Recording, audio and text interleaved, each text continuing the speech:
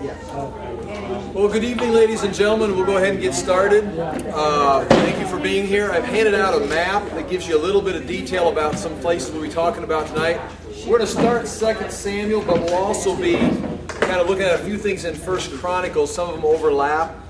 In fact, 1 Chronicles and 2 Samuel begin to overlap. That's the way it will be throughout the rest of 1 and 2 Kings and into 2 Chronicles. Some interesting things here. Well, I'll pray, and then I'll kind of introduce a little bit of a variety of things and try to make some progress here into 2 Samuel. Thank you for being here this evening. Is there another map around? Is there an extra map laying around? Don, you have a map? There's one right there, Don. There's a map. Okay, let's bow our heads. I'll pray. Thank you. Father, we come to you tonight in the name of Jesus. We do thank you so much for the opportunity to look into your word. We thank you for the opportunity to be in this country and to be at this place in history. We do ask that we may live a life that is faithful to you, that you may continue to strengthen us with your spirit, with fellowship with other believers, and with your word. And Father, we do ask that we may continue to grow and again become the people you want us to be at this time in history. Father, we do again thank you for letting us be here this evening and ask that you bless our time. In Jesus' name we pray. Amen. Well, first of all, as we look into 2 Samuel, as we look at this, it's going to be as you know, it's going to be the establishment of David as king. He's going to become king in Hebron as the story develops. He's going to be brought over to Hebron and be made king. He's going to be king in Hebron for about 7 years. But during this time, there's going to be the house of Saul is still going to follow Ishbosheth, which is one of Saul's sons. Jonathan, his son, died on Mount Gilboa. Saul's got several sons. And it's going to be a transition. It's going to take about 2 years for the kingdom of Israel, or the house of Saul, to completely deteriorate. Their general is Abner, as you know, and Abner's going to play into our story this evening. David's general is Joab, and he's going to be around throughout David's life. He's going to still be there at David's deathbed. Joab is still going to be around. And Joab's, if you talk about a political opportunist, Joab knows his place. It's amazing to watch some of these characters move through this as they develop into a major government, a kingdom. By the time we get to chapter 8 of 2 Samuel, David's kingdom is going to extend from Egypt all the way up to the Euphrates River. If you can imagine, right now he's coming out of the wilderness, and in a matter of 8 chapters or so, it's going to go all the way up to the Euphrates River. He's going to dominate this area, and a lot of that is because of Joab and Joab's ability. But early on, we're going to see David go to Hebron. There's going to be some battle confrontations between the house of Israel, or the house of Saul, and the house of Judah, or the house of David. Gibeon, right here, we've talked about the high place of Gibeon. This is the city of Gibeon. There's that high place right to the south of it, between Jerusalem and Gibeon. There's going to be a battle that's going to take place there today as we read through our story tonight. Not going to take place today, but read through our story. It's going to take place at the Pool of Gibeon, which is still visible today. I've never had a chance to see it. We stood on the high place of Gibeon and looked down at the remains of Gibeon, but I've never gone into Gibeon and been able to see this. You can see the pool. It's carved out of stone, step, going. It's a deep, deep pool, and it's still visible there today, which apparently is the same pool. Now, in 1 Chronicles, well, let's go ahead and look in 1 Chronicles to start with, if you don't mind. Just want to show you that we're not going to be going back and forth in these books, but I do want to show you a few things. I don't want to bore you with this, but I do want to at least show you that it's there. 1 Chronicles begins just like it sounds. It's Chronicles. It's a listing of genealogies. It takes you all the way through, and it just kind of puts everything in position. The genealogies were important because it kept track of who was going to be the priests, who was going to be the kings. It kept track of inheritance. It kept track of who was who in society, especially in a tribal society like Israel. Many of these Middle Eastern cultures, if it be the Babylonians, Egyptians, all kind of based on tribes and who they were in society. And to lose the records, to lose the genealogies, was to lose your inheritance, lose your standing in society. It'd be like me losing my teaching certificate. It's like I can get a job this fall because I've got a teaching certificate in Iowa. I lose the certificate, it's like I'm still here, I can still do the job, you don't have any records. And so to lose your records, that's why these things are here, and a lot of them are kept track. As you probably know, Jesus' genealogy, we don't have it like they had in the scrolls from the temple. That's all been lost. But it was pretty clear in Jesus' day that everybody knew that Jesus was a descendant of David, that Jesus was in line for the throne. Even by the time it gets early into church history, the Roman emperor had access to that information. They realized, in fact, one of the emperors goes over there to meet with or sends someone over there to destroy the line of David that comes through Jesus and James and their family. The reason being, they didn't want a threat. They got over there, they found out these guys were they're farmers. They're just common people. They weren't a threat. They let them live. Well, they went over there to extinguish the line of David. The Roman emperor did. So to think that Jesus' genealogy was on record in the temple in his day is not unthinkable. That they understood. That's where you get. They weren't making up like Matthew and Luke. They weren't just making stuff up. They were copying records. And here we have 1 Chronicles. How far back does it go? As you can see here, it says the Noah's sons, Adam, Seth, Enosh, Kenan. I'm not going to obviously read all this to you. Not obviously, but maybe I could, who knows. But you go through and you start way back here making some kind of connection. Now, sometimes you got to be careful because sometimes the genealogies aren't as complete as I would want them to be. Sometimes, even when you compare one record to the other record, they skip certain generations. They just skip, 2 or 3, sometimes a large group, they just skip and go on. I don't know why, possibly because that group isn't important. Sometimes that we're going to see here in just a moment. Eli and his son Phineas is going to be skipped in the line of the high priest. They're just going to be left off the record. They're just going to be skipped. But whenever they take these back, there's a reason for going back and making connections. Right here it goes back to Adam. And part of it is because Chronicles and 2 Samuel is going to paint a picture of David being the rightful king of Israel, the rightful king of Judah, but also of all the 12 tribes. They're going to tie David, by the time we get down to the story, David's going to be clearly tied into the tribe of Judah, the family of Jacob, the family of Abraham, going to be tied into Shem, going right back to Eve and the seed of the woman. And that David is the promised king. But then about the time we get in the middle, and this is important, right about the time you get to the middle of 2 Samuel, right around, say, chapter 10, 11, things are just rocking and rolling, and David's the rightful king, and the prophets come and talking that David's going to have a dynasty built around him. It's going to go on forever, and all these great things are happening. It's like, just in case you are starting to wonder, maybe David's the great promised one, then you're going to get into the dark side of David. Then he's going to stop staying home from battles. He's going to start having an affair with Bathsheba. He's going to start doing things that's like, whoa, killing Uriah. It's like, well, clearly this is not the Messiah. And it kind of erases him as being, he's in the line, but paints a picture of a man, so it gets you looking further down into the book of Isaiah and stuff for the one that's going to come through this line. So to establish David as the connection, but just so you don't put too much credit on David, it paints him off. He's just one of us in the line of many people that are going to bring about this line of the Messiah. So part of it is they're painting this for David, but also there's other connections here. We're going to just look in chapter 1 of 1 Chronicles. You got the Japhethites there, the son of the Japheth, and all this plays into everybody. If you believe like I believe, if Noah and his family was on the ark, then everybody's going to come from verses 5 through 7, Japheth, or verses 8 through 13, Ham, or verses 17 from Shem up through verse 27. And as we know, the Japhethite seems to have gone north, became possibly the Greeks, the Philistines, maybe even some of the people that were even bothered Israel from the north. The Hamites ended up being part of Canaan, going down into Egypt. And then the Semites, they're going to be, well, you can see right there, Elam, Ashur, Arphaxad, Lud, and Aram. You got the Arameans are in there. The Ashur, that's the Assyrians. So you're going to get a bunch of people that Israel's going to be dealing with throughout their own history. Interesting verse 19 of chapter 1, and you know this, but I'll point it out. 2 sons were born to Eber. One was named Peleg because in his time the earth was divided. His brother was named Joktan. Why? I mean, this is thousands of years of history. Millions of people are being skipped over. But Peleg gets his name put in here, but also it was in his day that the earth was divided. Now, what are they talking about? I mean, we want more information. That made sense. There is a point in history that it was him. Now, as I look at it, I'm too far gone as far as too far in history, and I've got to go back and try and read into it. I don't necessarily understand what it is. I like to make a connection there that could be the Tower of Babel, Or that could have been when the earth, because the word earth there it means the geography. It doesn't mean the world, the cultures, it means the geography, which could mean the continental plates were shifted. In fact, Peleg's name can be tied into the word canal, which means a running water, or water that divides two parts of land.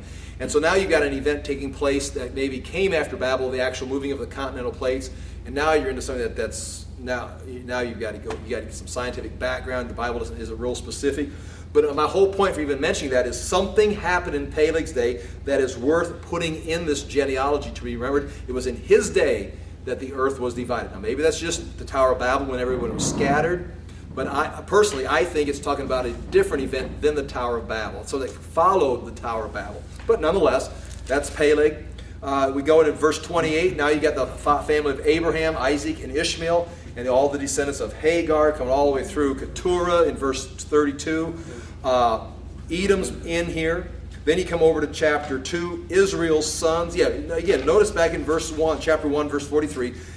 All the rulers of Edom. This is a listing of all the people of Edom. They live down south of the Dead Sea. You've got kings, rulers, the people. Their genealogy is recorded in here. They're eventually going to end up getting in trouble with God because they're going to come against Israel several times. The book of Obadiah is a prophecy against them that they're going to be just eliminated from history. And if you don't mind me saying it, the difference between Edom and Israel is Edom did not have a covenant. Once they violate God's plan and are eliminated from history, they're never coming back. And that's why I think you got those verses. Esau, God hated, meaning he didn't have a covenant. Once they're done. They're removed from history.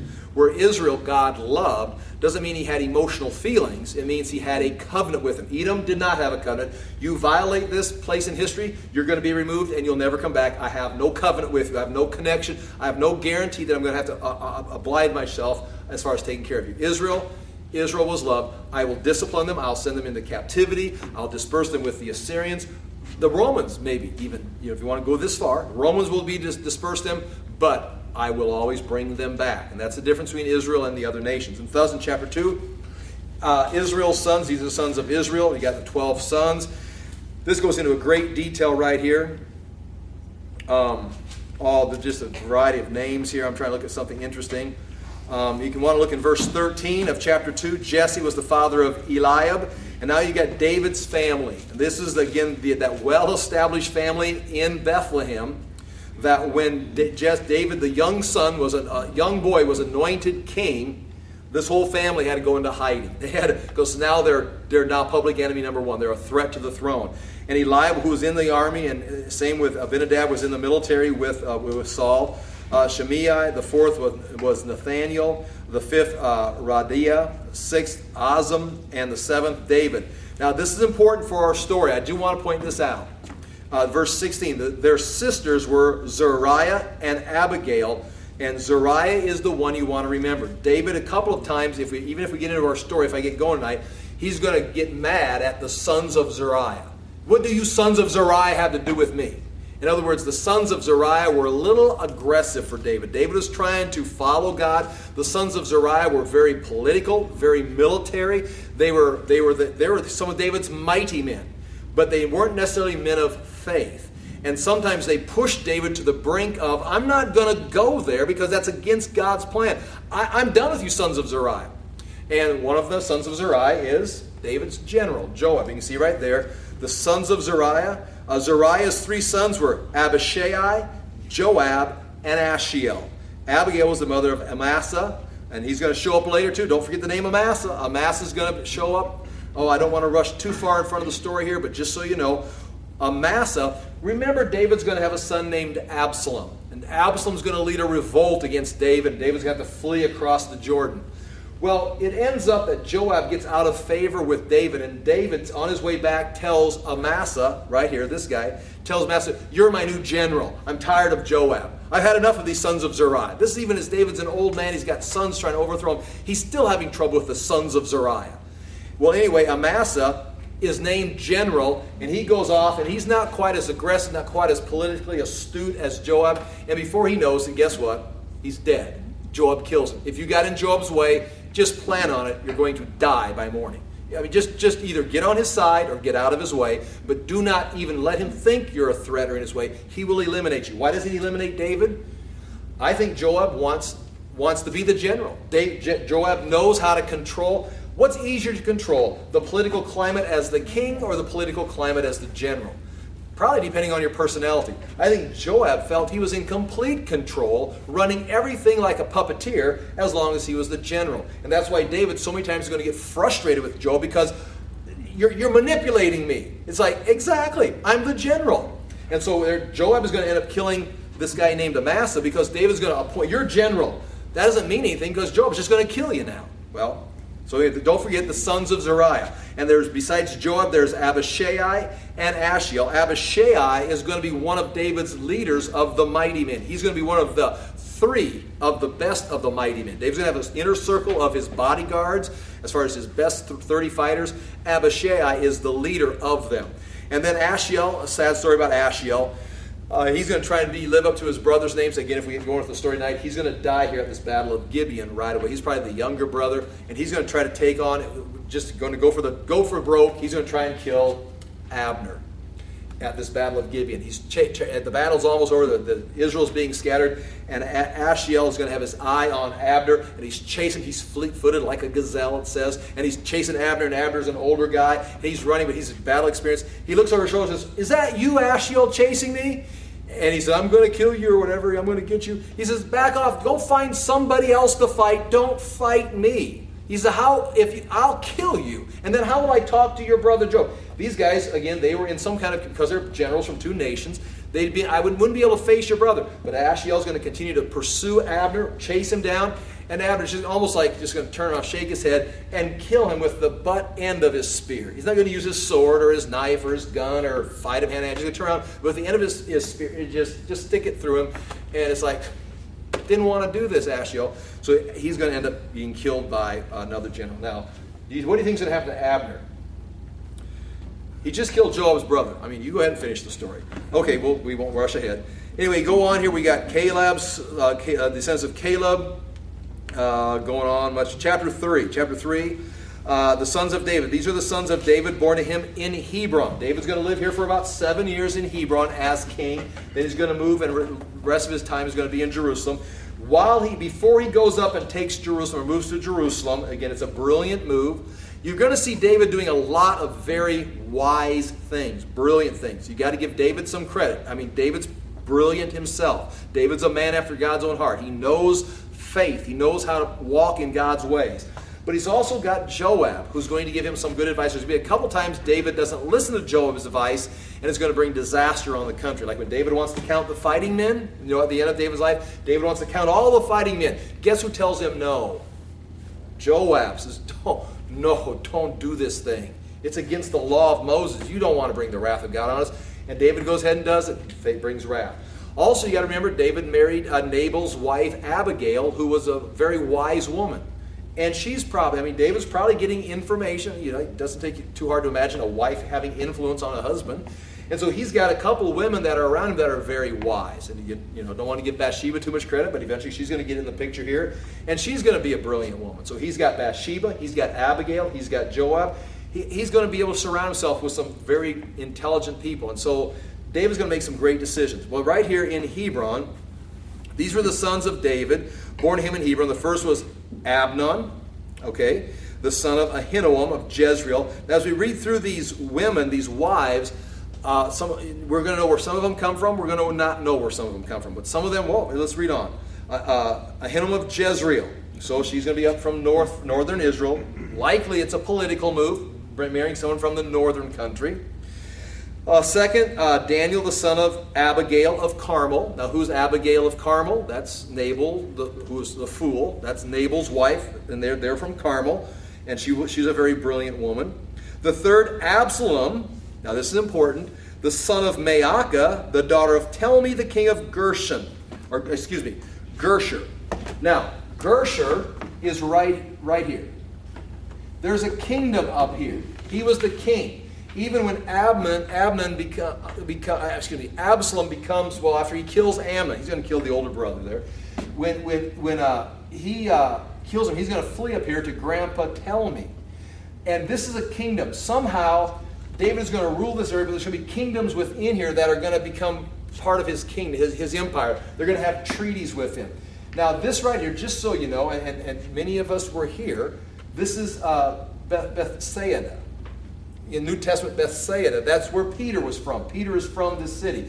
We stood in the gate of Gersher and saw the gate, and inside were the chambers. It had the black basalt stone pavements, and out in front there was a little image of a god, a stele of the god that was worshipped here from the days of Ptolemy. So we saw the remains of the Old Testament Gesher, but built on that is the New Testament Bethsaida, where Peter is from.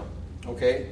Anyway, that's where that's tell me, so that clearly Maacah, I don't want to say clearly, but most likely that's a peace treaty with Ptolemy right here, and that's where Absalom comes from. Adonijah, the son of Haggath, the fifth Shephatiah, the son of Abital, the sixth Ithream by his wife Eglah. These six were born to David in Hebron where he reigned 7 years and 6 months in Hebron. So by the time, within 7 years, he's got these young boys growing up, and they're going to move on with him up to Jerusalem. And some of them are going to cause him trouble. One of the things, if you want to be questioned or want to be judgmental of David, some of his sons, they're not real wise. Solomon's going to do a great job. But some of his sons they're going to kill each other. They're going to be immoral. They're going to try to overthrow their father. Yeah, I don't know. Maybe if your dad's always off fighting war, killing Philistines, you don't have a lot of time to stay at home and play with them or something. I don't know. But it is interesting, And then you got, out of this whole group, you got Solomon arising, the youngest one, Solomon arising. And do realize that we've talked about it before. When Solomon is finally anointed king, the other brothers all don't say, "Oh, okay, you're king." But all the other brothers are going to do what? Some of them are going to try to fight him. In fact, Joab is going to try to fight Solomon. He's going to have to get killed by him.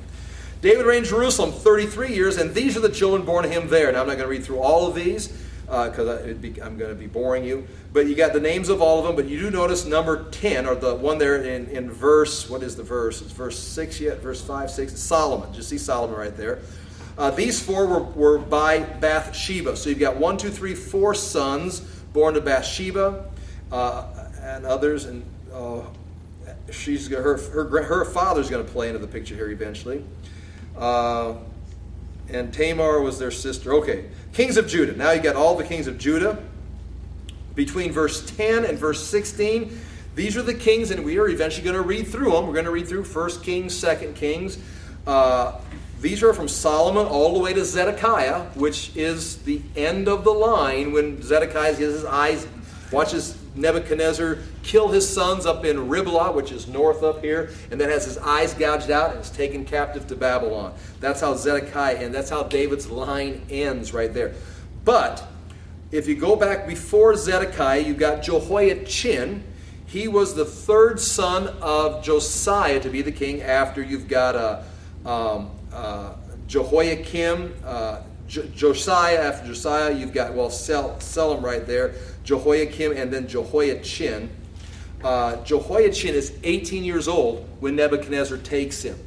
Now, he takes him as the king. And then Nebuchadnezzar, I hope you're still with me, I hope you don't mind. Nebuchadnezzar is going to put Zedekiah, then it would be Josiah's brother or Jehoiakim's uncle, on the throne. So in here, Zedekiah, the last king, that's Jehoiachin's uncle. But in Babylonian records, he's not the king. Even in some of the Judah's remains of the records, Zedekiah is not the king. He's the servant of the king ruling in his place. Because where's the king? He's in Babylon. Jehoiachin never stopped being king. He was just taken from Jerusalem as an 18-year-old and taken to Babylon, and was in captivity as the king of Jerusalem while Zedekiah ruled for him. Now, he's called the king at different places, but Zedekiah is eventually going to revolt against Nebuchadnezzar. How dumb can he be? Especially when Jeremiah is saying, don't do it, don't do it, don't do it. Now, the whole point there, then Jehoiachin is in captivity. Babylonian records, the cuneiform, the Chronicles of Babylon, the Babylonian Chronicles, we're in the Jewish Chronicles, they record Jehoiachin and his sons being in captivity and their allotment of food that was given to them. I mean, you can read it in cuneiform writing, these names right here, and the food that was given to them. This is not fabricated stuff. This matches Babylonian records. Now, if you stay with me right here, verse 17, Jehoiachin, he's a captive in Jerusalem, but he's not like chained to a wall. He's eventually, when Nebuchadnezzar dies, the next king is going to release him from prison and let him eat on the king's table. He's going to eat in the palace. He's going to live around the palace like a king in his older years. And he's going to have a family there in Babylonian captivity. And here they are. Jehoiachin the captive, Shealtiel, his son Milriam, Pedadiah, Shalmaneser, and you go through there you've got these guys all on there. Now watch this. The sons of Pedaiah, Zerubbabel, and Shemiah. Now Zerubbabel is the one who's going to come back at Ezra's time and be the governor. He will never be he is the royal, he is the king. His father was Jehoiachin, he would be the king. But the prophecy in Jeremiah was, we're done. We're done with this line of kings. Zerubbabel knew that, and the Persians send him back as the royal ambassador, and basically he's the servant of Cyrus. Zerubbabel comes back. He actually lives in David's palace. They rebuild it. Now we know that. I'll tell you a couple reasons why we know this.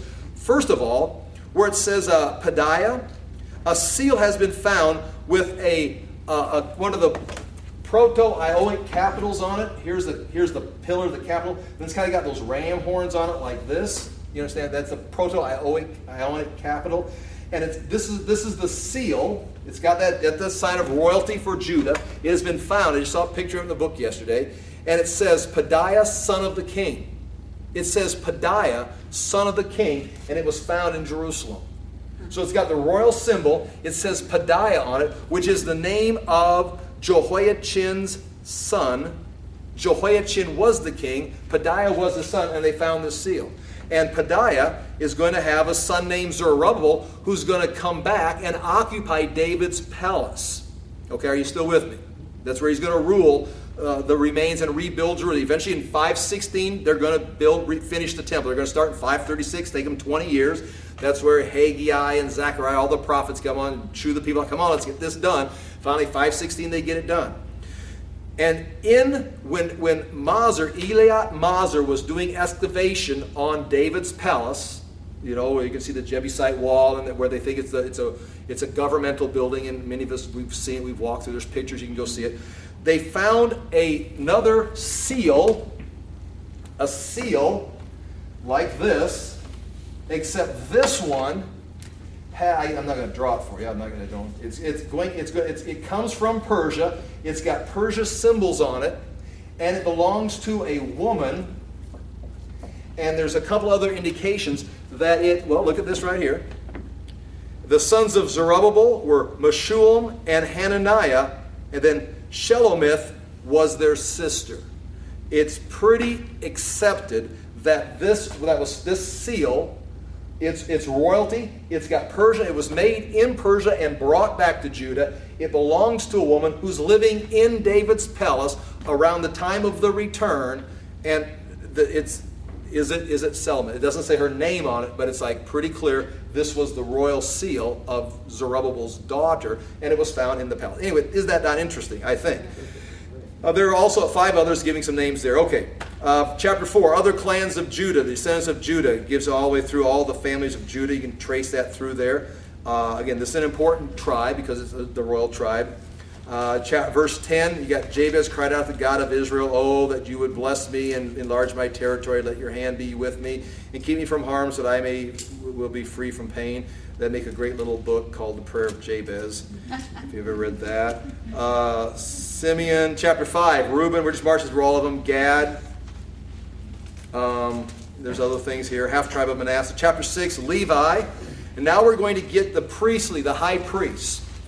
The sons of Levi, Gershom, Kohath, Merari. Now remember that, Levi, those 3 sons, they're going to be the 3 divisions of the priests that are going to carry part of the furniture of the tabernacle. Some are going to take down the posts and the curtains of the tabernacle, and they're going to carry it in the wilderness. They're going to have different divisions.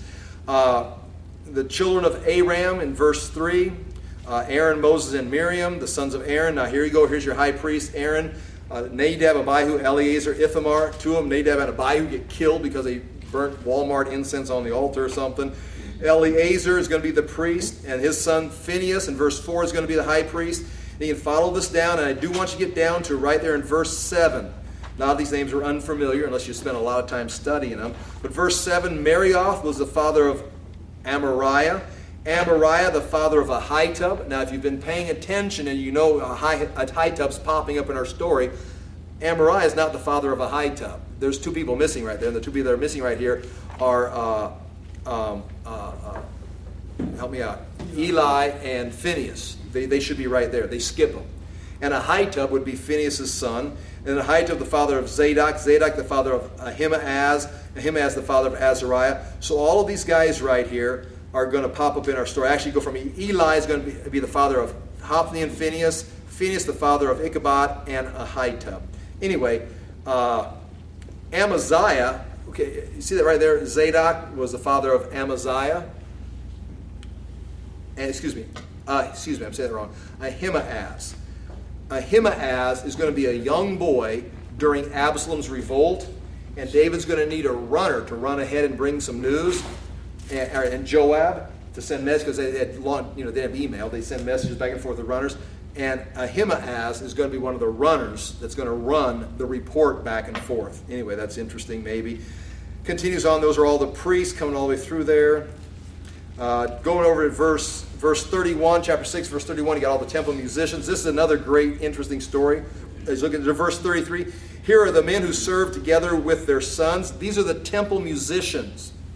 And here we have right here, from the Kohathites, you've got Heman, the musician, the son of Joel, the son of Samuel. And this Samuel is the prophet. Samuel was in line with the priest. And he was going to end up being, his son Joel was the father of Heman, who's going to be a musician who pops up in the stories of David. Interesting as you see this all coming together there. Chapter 7, Issachar. Yes, ma'am. Are the Kohathites, are they the same as the sons of Korah? Right, yes. Okay. Yep. They're the ones that when Moses says, get away, because this is all going to come down when Korah's rebellion, some of his sons came across and sided with Moses. And this whole place goes down to the earth in some kind of an earthquake. And they're the ones who actually write, it's better to be a doorkeeper in the house of the Lord to dwell in the tents of the wicked forever. You remember that verse right there? That they're speaking from experiences. That's the tents of the wicked where Dad went down into the big earthquake. We'd rather just come over here and serve Moses like we're supposed to be as Levites. We'll just watch the door. Thank you. It's better to be a doorkeeper than it is to be in the house of the wicked. And again, when you start talking about the Levites being doorkeepers, remember, they're not just greeters handing out bulletins. They are guards. They're swords. They would kill you if you came in unclean, or if a Gentile. They had signs. If a Gentile goes by this, your death will be your own fault, because we're here to kill you and protect the holiness of God. So we talk about a doorkeeper in the house of the Lord. It's not just the greeter. Thanks for coming to church this morning. Thanks for coming to church this morning. They're guards, and they're trained to use a knife, sacrifice animals, and there's not much difference in slicing up a man than slicing up a bull, except it's easier probably to slice up a man. So anyway, again, that's that, yeah. Sorry, distract that right there. Okay, we're over into chapter 8. Now we get the genealogy of Saul, because you got to have where Saul came from. There's interesting things there. I will point this out if you don't mind. You don't have to accept this, but go over to verse 33. Go to verse 33 of chapter 8. Ner was the father of Kish. Kish the father of Saul. We're familiar with this. And Saul the father of Jonathan, Milki-Shua, Abinadab, and Eshbaal. Eshbaal. Now, who's Eshbaal? That name, it appears to be changed to Ishbosheth, because it appears that Saul's son, if you read this, his son was named, it means Ishbaal, means fire of Baal. This is my fourth son, Ishbaal, the fire of Baal. What kind of name is that for a king of Israel, to name your son Fire? Now, when we get over to 2 Samuel, where we're going to go tonight sometime, the name Eshbaal is not Eshbaal, it's Ishbosheth. And you don't have to accept this, but we've got two different names. If they're the same people, here he's called Fire of Baal. When you get over to 2 Samuel and it's recorded by another writer, they've changed the name from Fire of Baal to Ishbosheth, which means it means shame. It means the fire of shame, or man of shame. In other words, they're changing from fire. This man is a fire of Baal to no, it's a man of shame. The name, they're renouncing the name Baal, and maybe even renouncing the line of King Saul. So it goes from Ishbosheth means the man of shame.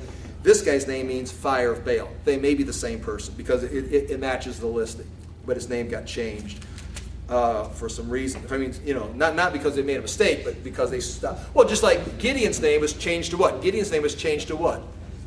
Jerubbaal, because it means Baal. In other words, it was a proud name. Baal will contend, meaning Baal's fighting against me, and now I'm ruling the land. I'm fighting my enemies, and meanwhile Baal's destroying me. So, excuse me, Baal's going to attack me again. Meaning it was a mockery of Baal's name. So, Jerubbaal was mocking his name. Here it seems to be an honoring fire of Baal, and they changed. Okay, chapter 9. People in Jerusalem. This is now we're jumping way ahead. This is the people of Jerusalem were taken captive, and here's the listing of all the people that went into captivity. And actually, what we're looking for is in chapter 10 right here. Chapter 10. Now the Philistines fought against Israel, and the Israelites fled before them, and many fell on Mount Gilboa. Where are we at now? We're at the end of 1 Samuel in chapter 10. This is the death of Saul. The Philistines pressed hard after Saul and his sons, and they killed the sons Jonathan, Abinadab, and Melchishua. Those are three of the sons. They didn't kill the fire of Baal. The fighting grew fierce around Saul, and when the archers overtook him, they wounded him. And remember, we read in 1 Samuel, he was critically wounded. Saul said to his armor bearer, "Draw your sword and run me through, or these uncircumcised fellows will come and abuse me." In fact, they did with his body.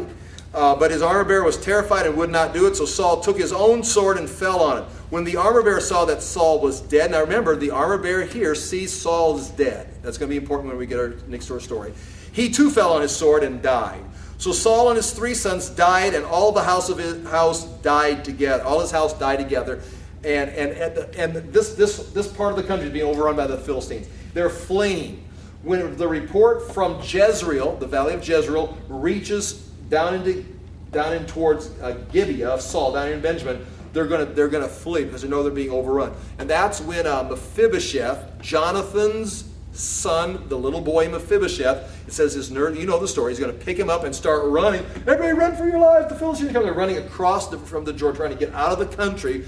She drops him, and he becomes a cripple. And that's when David finds Mephibosheth, a crippled boy. By that time, he's a crippled man, and brings him down to his house. That whole story's coming up. But that's going to take place right here. When everybody's fleeing, Jonathan's little son gets crippled because of it's chaos. Everybody's just running for their lives, and his nurse drops him. Okay, we are in verse 7. When the Israelites in the valley saw that the army had fled and that Saul and his sons had died, they abandoned their towns and fled, and the Philistines came and occupied them. So do understand, this is important.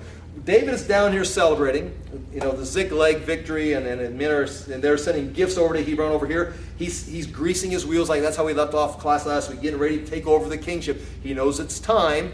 He's sending gifts over here. Up here in Israel territory, Saul's territory, the Philistines are occupying the land. They're occupying the houses, the land. And again, these are Philistines. These are probably Greek descent. These are Greeks that have come over and are settling in this area from the Western world. The next day, verse 8, the next day the Philistines came to strip the dead. They found Saul and his sons fallen on Mount Gilboa. They stripped him and took his head and his armor and sent the messengers throughout the land of the Philistines to proclaim the news among the idols and their people. Again, this means their God is greater than Israel's God because we just killed their king. They put his armor in the temple of their gods and hung his head up in the temple of Dagon. Now there is some confusion here because they're talking about temples, plural. They're talking about a temple of Asheroth. They're talking about a temple of Dagon. And they're talking about up here at a place called Beth Shan, or Beth Shean, right up in here just off the valley. And there have been found, like I mentioned last week, on that hill, the Old Testament city. There's a modern city or a Greek city. It's all destroyed now. But on that tell, there is the remain. It was occupied by the Philistines. It was occupied by the Egyptian commander out in the field, had a palace there. There is the remains of 3 temples, pagan temples, on the top of Beth Shan.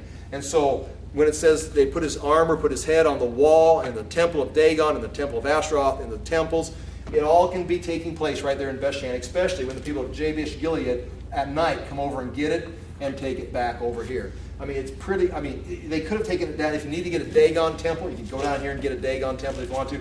but there's no reason why, especially with the archaeology, that is all not hung. There's three different temples right up here. They can see the remains of them. So anyway, that's how that story is ending right there. Verse 11, when the inhabitants of Jabesh Gilead, I'm in verse 11 of chapter 10 of 1 Chronicles, heard that everything the Philistines had done to Saul, all their valiant men went and took the bodies of Saul and his sons and brought them to Jabesh. From Jabesh, from this side over here and back. And you remember why, because many of these guys, you know why Saul's connected to Jabesh Gilead. When the men of Benjamin needed wives from the book of Judges, they couldn't find any wives, but these guys didn't take a vow. So they took some women from here and gave them to the men of Benjamin, and they multiplied, they married them. And so Saul's got relatives up here because of the intermarriage between this tribe and this tribe of Benjamin. And Saul, when he became king, went up here and delivered Jabesh Gilead from Nahash of the Moabites coming up here to fight, or the Ammonites to fight them. So he's a local, he's got relatives here, and he's a local hero from Jabesh Gilead. So they come over here and bring back their hero. Verse 13, Saul died because he was unfaithful to the Lord, and he did not keep the word of the Lord, and even consulted a medium for guidance, and did not inquire of the Lord. So the Lord put him to death and turned the kingdom over to David, the son of Jesse. Now David had several opportunities to kill Saul, but remember, he said, I'm not going to do it. God will take care of it in his own time. One thing David learned was to hold the promises of God, do what's right, and wait for God to finish the battle. I mean, there's a time to engage Goliath in battle, but there's a time to let Saul just run his course and let God finish it. Because once you start to cross that line, you're going to start stepping into God's territory, and then you're going to bring judgment on yourself. Now, chapter 11, verse 1. We're jumping ahead right here. All Israel came together to David at Hebron. See, we haven't even got him. So in chapter, that jumps a long ways. We're going to go to 2 Samuel now. Here you've got all of Israel coming down to make David king after 2 years in Hebron. In chapter 11, verse 4, David conquers Jerusalem, so we're kind of rushing through here. But what I want to get to is verse 10, because this has a little overlap. These were the chiefs of David's mighty men. One of the things that you should at least be aware of, and I'm sure you are, but at least respect, is you've got this shepherd boy who was brought in, became a general for Israel, but then got driven away into the wilderness, and from that wilderness position gathers around him 600 men, trains them for battle, fights the Philistines, ends up training them in faith, training them in courage, training them in a lot of things that leaders are supposed to train their men in. And by the time David gets here into Hebron and up into Jerusalem, he's got this huge fighting force. He's got his own, he's got the army of Israel. But remember, the tribes are going to be in charge of their own divisions of fighting men. And they'll decide if they're going to send men to support David or not in battle. David basically has his own personal army that when he moves, his army is moving with him. And here we go. They're called David's mighty men. This is not Judah's military. This is not the military of Israel. This is David's military. So when David says, strap on your swords, men, we're going to go kill Nabal, they strap on their swords, they're going to go kill Nabal. Of course, Abigail stopped that event. But verse 10, these are the chiefs of David's mighty men. They, together with all Israel, gave his kingship strong support to extend it over the whole land as the Lord had promised. Again, notice, they, along with Israel's fighting men. This is the list of David's mighty men. Joshobim, the Hickmonite, was chief of the officers. He raised his spear against 300 men who he killed in one encounter. Now you can wonder about this. How did this all take place? But you're talking about, well, I mean, you got to throw the Spirit of God into this, because you're just coming out of the book of Judges where Samson's doing great feats. But you've got hand-to-hand combat, and they're not like dropping atomic bombs or have air support. This is one guy facing down a battalion of soldiers, and it's like, kill me if you can, but I'm going to kill you faster than you kill me. Draw your sword, take a good shot at me.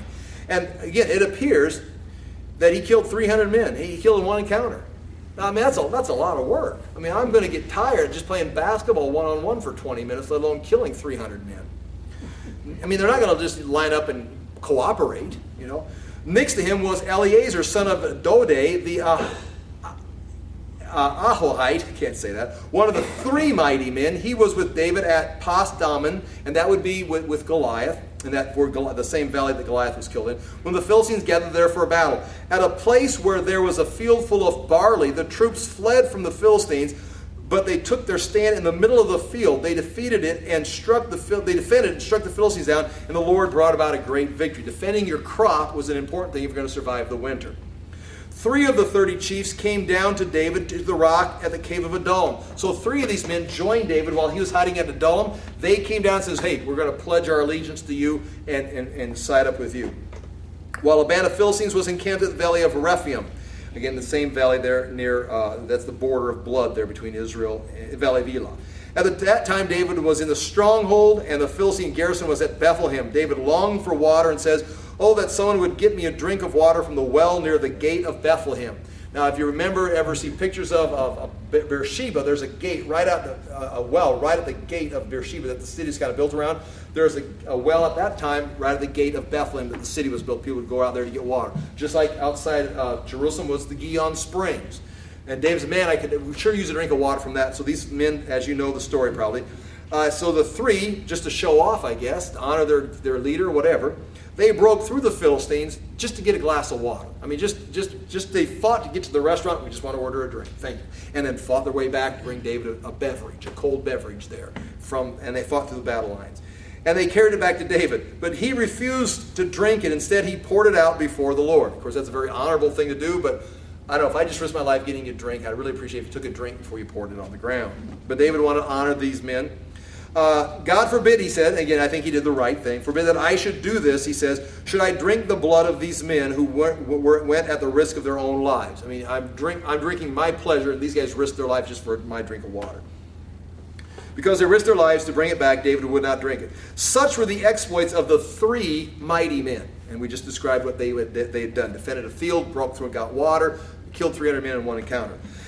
But now, verse 20, Abishai. Remember Abishai? He's one of the sons of Zeruiah. The brother of Joab was chief of the 3. So you've got these 3 great men, but Abishai, the son of Zeruiah, Joab's brother, was above these great 3 men. 3 great men. He raised a spear against 300 men whom he killed, and so he became as famous as the 3. He was doubly honored above the 3 and became their commander, even though he was not included among them. Now here's an important name, Benaiah. Verse 22, Benaiah, son of Jehoiada, was a valiant fighter from Kabzeel who performed great exploits. Here's some things he did. And this man is going to be with David and Joab way up to his death. He struck down 200 of Moab's best men. He also went down into a pit on a snowy day and killed a lion. Now, if a lion's in a pit, just leave it there. Why you go down there? I mean, he's fighting through ice and snow to get down there and kill a lion. I mean, is it dangerous, or are you just showing off wanting your picture on the cover of the magazine? But anyway, he went down and killed a lion in a pit. He struck down an Egyptian who was 7.5 feet tall. Although the Egyptian had a spear like a weaver's rod, this sounds a little bit like a Nephilim, like a Goliath type. We don't know for sure, but he's Egyptian. Again, here's the Philistines, the land where the giants were. That's accurate. Egypt is right here. It's possible that someone just migrated down there. But nonetheless, he's 7.5 feet tall, and he killed him. Benaiah went against him with a club. He snatched the spear from the Egyptians. It gives you a little bit of play-by-play right here. He has a club, the Egyptian's got a spear. He snatched the spear from the Egyptian's hand and killed him with his own spear. All I had was a club, so I had to steal his weapon to kill him with it. So, such were the exploits of Benaiah. Don't forget Benaiah. He's going to be important. He too was as famous as the 3 mighty men. He was held in greater honor than any of the 30, because we talked about the 3. We talked about Abishai, who was over the 3. Then we talked about Benaiah. But now Benaiah was greater than the 30 men we're about ready to list. And David put him in charge of his bodyguard. And so here's his bodyguard. These are the 30 of the greatest fighters that were his personal bodyguard. Ashiel, brother of Joab. Okay, that we know who he is, and we could go through and read these. We got to get down to, verse 41. Who's in verse 41? One of his faithful bodyguard. Yeah, Uriah the Hittite. That's him. David's going to have him killed just because David's wicked. There's the story. Goes through there. Okay, now chapter 12. Chapter 12 kind of picks up where we are at in our story in 1st and 2nd Samuel here. These are warriors who joined David. Chapter 12 of 1 Chronicles. These are the men who came to David at Ziklag. So we had some men that had joined him in the wilderness. Once David sets up camp in the Philistine territory, he's got his own city. The men and their families are settled in. They're plundering the Amalekites. More men come and join him. These are the ones that joined him at Ziklag, while he was banished from the presence of Saul, son of Kish. They were among the warriors who helped him in battle. They were armed with bows and were able to shoot arrows or to sling stones, right-handed or left-handed. They were kinsmen of Saul from the tribe of Benjamin. Now, if we go back to the book of Judges, we're going to find that the tribe of Benjamin trained their men, and we even referred to it. They trained their men to sling stones left and right-handed. Now, how they did that? Right-handed, left-handed layups. Batting switch hitters. These guys were switch throwers, and they could shoot arrows the same way. And so there's a group came down of warriors from the tribe of Benjamin. While he's banished from Saul, Saul's best army, military people, they come down and join David. Meaning things are falling apart for Saul. And it gives you a list about some of these guys. Verse 8, now this is an important verse right here. This and a couple other ones. We got couple very important verses here. Verse 8, some Gadites, this would be from the tribe of Gad up north, defected to David at the stronghold in the desert. While David is down, this is all things that have already taken place. When we were reading through 1 Samuel, there's men leaving Saul's army in groups and joining David. We've got, from when he was in Ziklag, some of the best warriors of the tribe of Benjamin came and joined him at Ziklag. Now from the tribe of Gad, they defected from Israel, from Saul, and went to the stronghold in the desert. Now again, what stronghold is that? We don't know. It could be Masada. That's a stronghold. It could be another place. They went to him in the desert. And these men, now watch this, they were brave warriors, ready for battle, and able to handle the shield and spear. Their faces were the faces of lions, and they were as swift as gazelles in the mountains. So what does it mean their faces were like the face of lions? I don't know. I mean, you can study it, try and research it. It appears to me their faces, they were completely self-controlled, completely confident. There was no tension on their face. When they talked to you in a conversation and when they fought you, their expression remained the same. They were just focused on, they were trained military soldiers. I mean, they knew what they were doing. I think that's where their faces were like the faces of lions, just completely focused and showed no sign of tension. They just did the job that they were assigned to do. And it gives you a list of all those right here. Verse 16.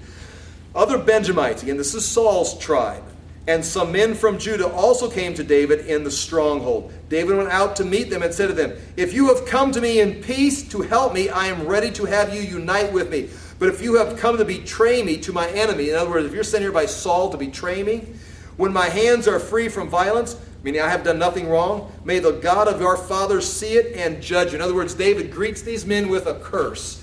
He says, if you've come in peace to help me, you are welcome to join my camp. But if you've come with the intention of betraying me when my hands, listen, no matter what Saul has said, I have done nothing wrong. And if he has betrayed you to come down and deceive me, to betray me, then realize God's wrath is going to come down on you. Are you sure you want to join my, and again, I mean, that's almost like, a commitment. Do you want to join? Are you coming out here innocently? And it's like, I think we'll go home. Or they joined him. Verse 19, some of the men of Manasseh defected to David when he went with the Philistines to fight against Saul. So as they were marching up north, some of the men from Manasseh, instead of going and joining Saul on Mount Gilboa, they joined David. And then David got sent back. They went back down to Ziklag. Again, I mean, it's amazing how these people are coming together. Now, here's an interesting verse, verse 32. We've already talked about the tribe of Benjamin. We've talked about the tribe of Gad. We've now talked about the tribe of Manasseh. Now look, what's going on in Issachar. These men are not ignorant of what's going on. They're watching history play out. They remember Samuel. They remember Moses. They remember all these stories. And they're watching this play out. And it's not just these men of Issachar, but there are others also. But men of Issachar acted on it. You've heard this verse taught before. But maybe what this verse is talking about is they know what's going on. Saul is decreasing. Saul is in rebellion towards God. Saul's killed the priest. Saul doesn't even have the ephod. David's been anointed by Samuel. David's got the priest. He's got the ephod. David is the man that's walking in righteousness. Saul is trying to manipulate the situation. What's going on here? Well, what's going on is Saul is fading and David is rising. Not because David's better politically, but because David is following God. David's being blessed by God. What is God doing on this map right now? He's raising David up. Thus we read this verse, verse 32.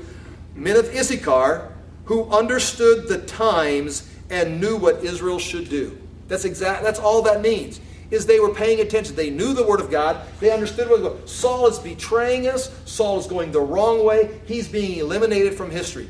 David is on the rise. He's been anointed. God is blessing David. So the men of Issachar, they knew the times and they knew what to do. where other people are going to side with Saul, they're going to be betrayed by Saul. You understand? And you see that verse taught a lot, or at least referred to a lot of times. And that just means they knew what was going on in their times, in their history. Okay, chapter 13, bringing back the ark. We're not ready for that yet. We'll maybe catch up to that later. Now let's go back to, isn't that funny? Let's go back to 2 Samuel. But there's a lot of background information right there on some things that were going on in this time, setting the stage. Now, we know that Saul is dead. He's died up here. We know that Jabesh Gilead's come and taken his body back. David is down here. His men have recovered all their possessions. David sent some gifts over to Hebron. And basically what he's doing is he's telling the men of Judah, here, it's like, hey, I'm still in the action. I've got my own military. I've got plenty of provisions. He's saying, hey, what do you want to do with me? You guys got to make a decision. And everybody knows, even the men of Issachar know, it's David's time. So, here we go, chapter 1. Now remember, it takes about 3 days to make this journey, so it's going to take at least 2 days to get the message down to David. Let's see what time it is here. Oh, man. Maybe we should just pick this up next week. This is where I left off last week. What I wanted to do, really, like I said last week, what I really like is in chapter 1, verse 17. David took up this lament concerning Saul and his son Jonathan, and ordered that the men of Judah be taught this lament of the bow. It is written in the book of Jashar. And then we don't have the music for it, but you've got the lyrics. And the lyrics are just, I think, very riveting as David writes a song for Saul and Jonathan. And he doesn't say anything about Saul being a loser, consulting a witch, betraying him, trying to chase me in the wilderness for 15 years. I hate this guy. No, he refers to Saul as the anointed. He calls Saul a mighty warrior. He says he's brought good things to the culture. I mean, even as the culture is fleeing in disaster, he dressed all the women in great garments and brought gold to the land. It's like, David, are you talking about the same Saul? But I mean, it's interesting how, and my favorite line right here in verse 27 of chapter 1, how the mighty have fallen, the weapons of war have perished. In other words, he sees the loss of Jonathan and the loss of Saul as a tremendous loss for him. And indeed, it is. I mean, Saul completely screwed up. But the potential Saul had, the potential Jonathan had, when these two men are laying on the Mount of Gilboa, if it be Saul's fault, it would be just the way the situation worked out. When Saul and Jonathan are laying there on Mount Gilboa, how the weapons of war have perished. The mighty have. These two guys could have been great. This could have been David and Solomon right here. I mean, the potential, like David's mourning the loss of the potential of these two men. Not the loss of their lives. I mean, he wanted Saul dead. He just wasn't going to do it himself. But it could have been so much better. And it's just interesting to see that song written that way. It almost breaks your heart when you read it and think about it. Okay, but I am so sorry. We're going to pick this up next week. And say, watch this. I'm going to erase 1 Chronicles. And we'll pick this up next week. It's interesting. I mean, it's interesting to see those things that are there. I know it's genealogies and things, but I'll pray and then I'll get out of here before you start throwing stuff at me. So, thank you very much for being here. Father, we thank you so much again for your truth. We thank you for the word. It's exciting to see these things fit together and tie together. It's exciting to see your plan come into play and how it all fits together. And we know that you're continuing to work in history, continuing to work in our lives personally and work in our culture and in our world even yet today. We look forward to your return. We look forward to seeing how all of this comes together in the great end of the times when the great story is all finished.